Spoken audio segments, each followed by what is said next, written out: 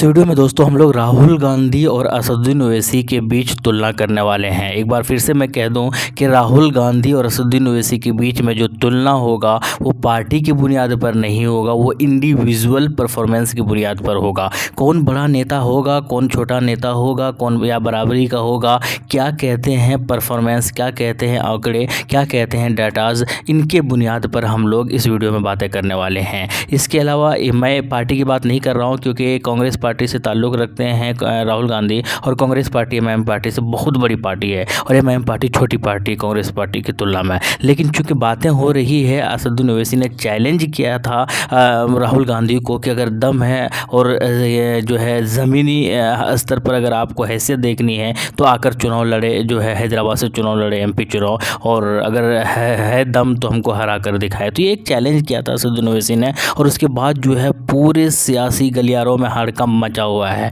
इमरान प्रतापगढ़ी का भी कमेंट आता है और भी बहुत सारे लोगों का कमेंट आता है कि कोई इसको सही बता रहा है, कोई गलत बता रहा है। लेकिन हम बात करेंगे जब तुलना कर, अभी तो इसी वीडियो में जब तुलना करेंगे तो समझ में आ जाएगा कि कौन बड़ा नेता है और कौन छोटा नेता है। इमरान प्रतापगढ़ी ने ये बातें कही है कि आप राहुल गांधी को चैलेंज कर रहे हो, लेकिन आपके ही जो लोकसभा क्षेत्र में एक जो विधानसभा आता है गोशामल, वहाँ पर बीजेपी का एमएलए बैठा हुआ है। पहले आप अपने ही लोकसभा के अंदर जो विधानसभा है वहाँ पर अपना उम्मीदवार जीत कर दिखाओ, तब राहुल गांधी की बात करो। कुछ लोग कह रहे हैं कि राहुल गांधी जो है बार बार एलिगेशंस लगाते हैं असदुद्दीन ओवैसी पर कि भाई इनके घर पर ईडी और सीबीआई क्यों नहीं छापा लगता है, क्योंकि ये बीजेपी का जो है अपना खास आदमी है। तो इसी गुस्सा में जो है असदुद्दीन ओवैसी ने चैलेंज किया था। खैर, हम तुलना करेंगे इस वीडियो के अंदर और एक एक करके देखने वाले हैं। बहुत मज़ेदार वीडियो होगा दोस्तों। तो जो नए हैं वो बराए मेहरबानी चैनल को ज़रूर सब्सक्राइब करें और वीडियो को ज़रूर लाइक करें। चलिए तो देखते हैं, शुरू करते हैं।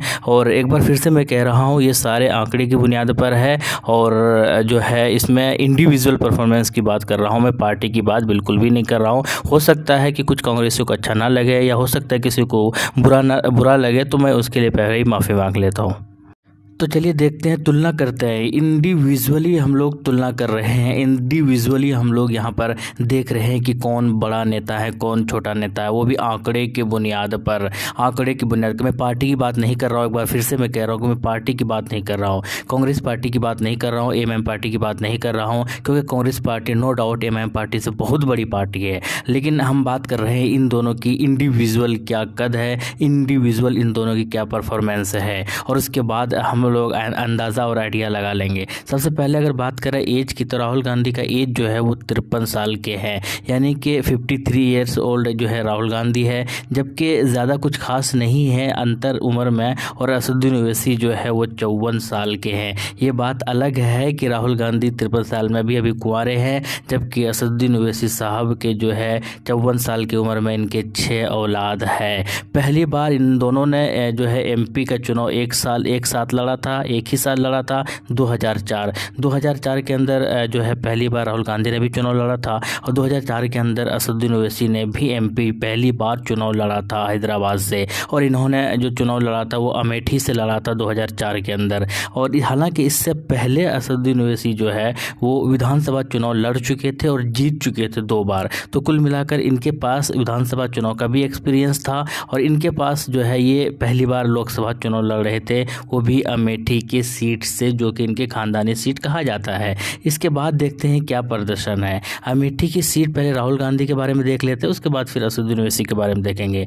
2004 के अंदर अमेठी से चुनाव लड़ते हैं और ये जीत जाते हैं। इसके बाद 2009 के अंदर एक बार फिर से अमेठी से चुनाव लड़ते हैं राहुल गांधी, और यहाँ पर भी जीत जाते हैं। 2014 के अंदर एक बार फिर से अमेठी से ही चुनाव लड़ते हैं और यहाँ से ये सीट जो है ये जीत जाते हैं। लेकिन 2019 के अंदर ये 2 जगह से चुनाव लड़ते हैं, एक अमेठी से लड़ते हैं और एक वायनाड जो कि केरल के अंदर है, यहाँ से लड़ते हैं। लेकिन 2019 के अंदर जो है अमेठी वाली सीट, जो इनके खानदानी सीट माना जा रहा था, जो यहाँ से लगातार जीतते हुए आ रहे थे, तो ये सीट ये हार जाते हैं। लेकिन वायनाड से चूँकि 2 जगह से चुनाव लड़ते हैं, केरल से ये चुनाव जो है जीत जाते हैं। तो कुल मिलाकर ये 2004 से लेकर 2019 तक ये 4 बार चुनाव लड़ते हैं, और 4 बार में से अमेठी से 3 बार जीतते हैं, 1 बार हारते हैं और वायनाड से जो है वो जीत जाते हैं। तो टोटल अगर कह सकते हैं कि ये 5 बार चुनाव लड़े हैं और उनमें से 4 बार इनकी जीत हुई है।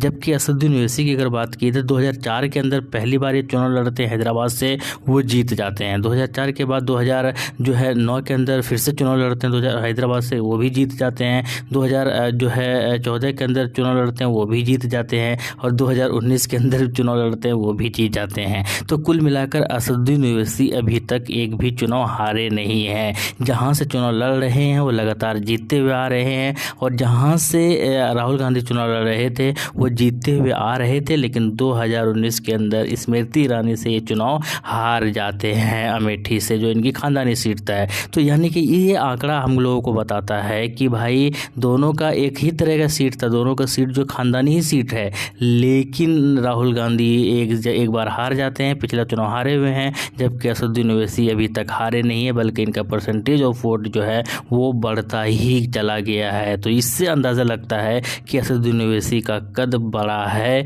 या छोटा है, आप खुद अंदाज़ा लगाएंगे। इसके अलावा एक और चीज़ जो बहुत इंपॉर्टेंट है वो है संसद रत्न। असदुद्दीन ओवैसी को संसद रत्न के अवार्ड से नवाजा गया था 2013 के अंदर, यानी 2013 के लिए 2014 में जो है इनको संसद रत्न का अवार्ड से नवाजा गया था। 292 इन्होंने राष्ट्रीय जो औसत की तुलना में संसद में 1080 प्रश्न पूछे थे। तो आप समझ सकते हैं 70% पर उनकी उपस्थिति राष्ट्रीय औसत से 6% कम थी। तो लेकिन इनको जो है संसद रत्न के अवार्ड से नवाजा गया था असदुद्दीन ओवैसी को।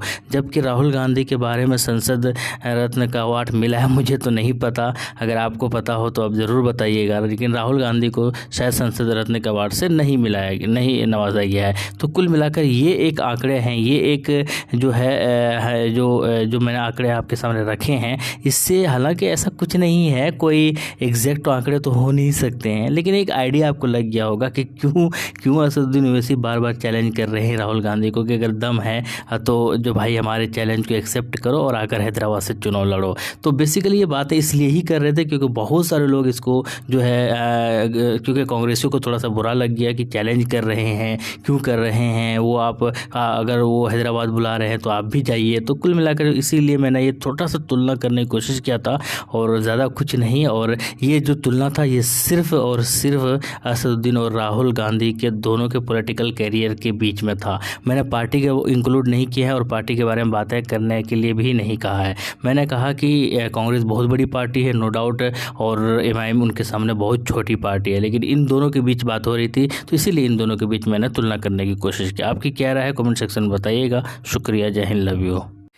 और हाँ, इस बार देखना बड़ा दिलचस्प होगा कि अमेठी से जो पिछले बार हारे थे 2019 के अंदर, तो क्या इस बार 2024 में भी वो अमेठी से चुनाव लड़ेंगे या नहीं लड़ेंगे, ये बहुत इंटरेस्टिंग फैक्ट होने वाला है दोस्तों।